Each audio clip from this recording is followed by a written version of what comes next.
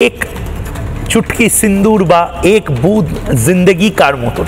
একটা ভোট তৃণমূলকে আপনাকে জিজ্ঞেস করছি আপনাকে আপনি সল্টলেক সেক্টর 5 এ একটা ফ্ল্যাট বা একটা বাড়ি ভাড়া নিয়ে দেখুন তো কত টাকা লাগে ফ্রিতে রাখতো এদেরকে লক্ষ্মীর ভান্ডার দেওয়া হতো কেন একটা ভোট তৃণমূলকে ওই এক চুটকি সিন্দুর বা এক বুঁদ জিন্দেগি কার মতন একটা ভোট তৃণমূলকে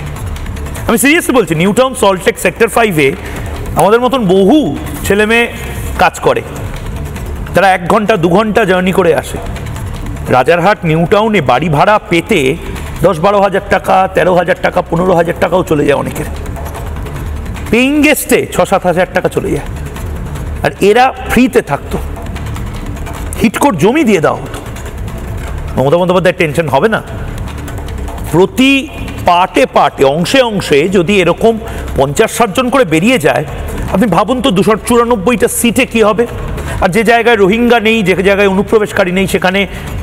মমতা বন্দ্যোপাধ্যায়ের বিরুদ্ধে টোটাল হাওয়াটা বইছে হিন্দুরা একত্রিত হয়ে গেছে মমতা বন্দ্যোপাধ্যায়ের টেনশন হবে না